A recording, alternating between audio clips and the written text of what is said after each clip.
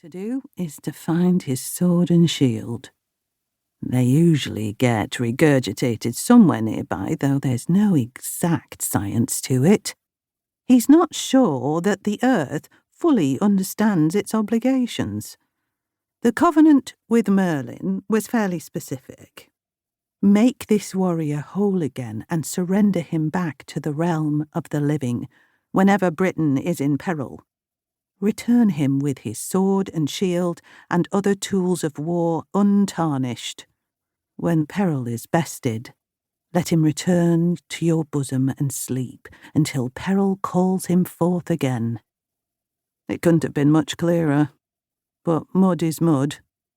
Mud struggles with written instructions. There were bound to be some misunderstandings. There's something new across the bog. He squints at it, because the sun is bright and reflecting off the metal parts. An ugly cluster of low buildings with pipes running everywhere like a mass of serpents. In the centre is a silver tower shaped like a bullet. A fortress. Bigger, though, than Arthur's fortress at Caer Morleth ever was. Didn't used to be there, he says to himself. It seems like a good place to start, if he's going to figure out why he's back. He heads downhill, the earth squishing underfoot. His sword might be in the bogs somewhere, hilt protruding from the wet earth. Hopefully he'll just stumble onto it. That's usually how this works. The various ancient forces of the realm conspiring to make things easier for him.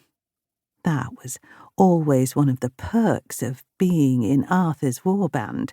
You'd blunder into the forest, and you'd happen upon a talking raven who could tell you where to find what you were questing for. How else would idiots like Bors and Gawain have achieved anything if they hadn't had assistance from white hinds and river spirits guiding them on their way? Not that they ever showed any gratitude. Across the bog, the mess of buildings glistens.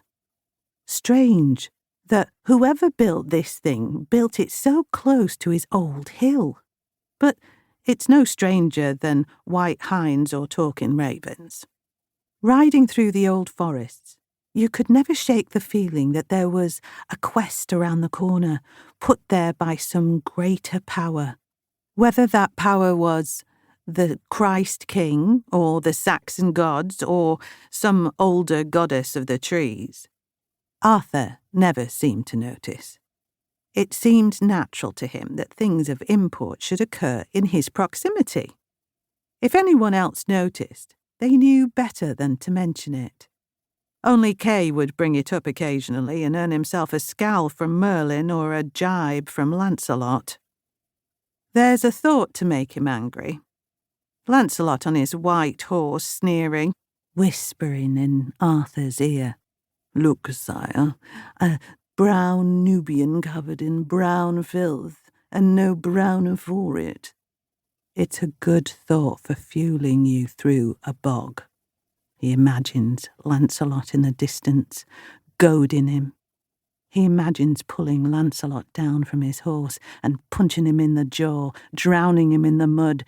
That's a nice thought for getting you through a bog too. The mud isn't so bad at first. He wades through it with barely a grimace. It's no worse than Agincourt, or the Somme.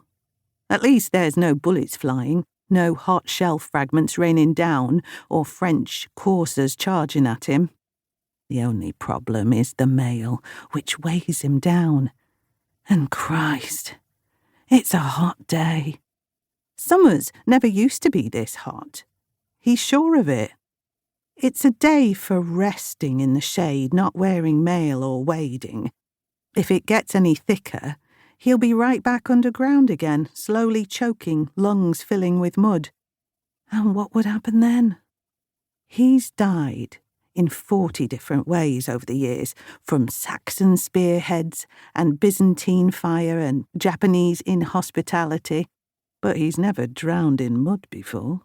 That would be a new one to add to the list. He can't help but notice there's something